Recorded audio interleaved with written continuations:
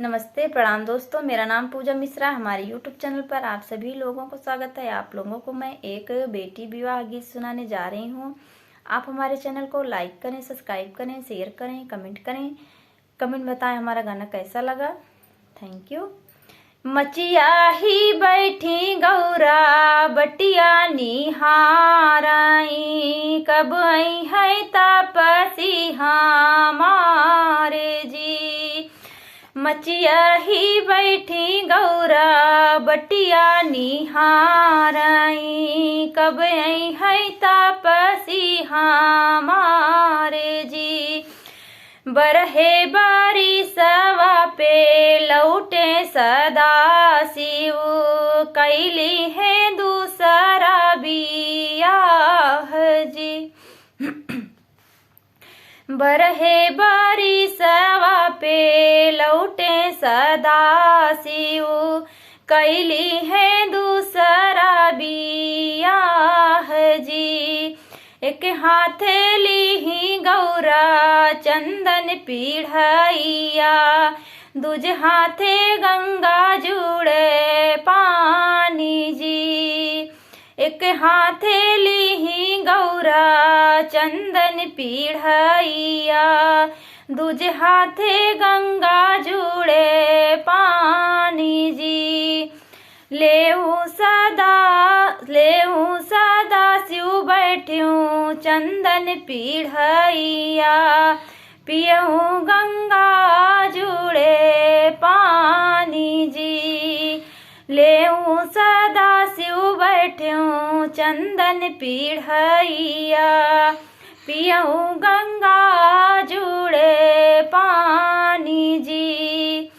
कहू नैहरवा के हाल कुशल, कैसे कैसे है गाँवा के लोग जी।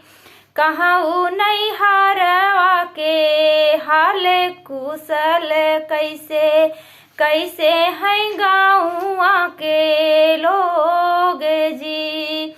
कुशले है माई कुशले बहिनिया, कुशले है गाँवा के लोग जी।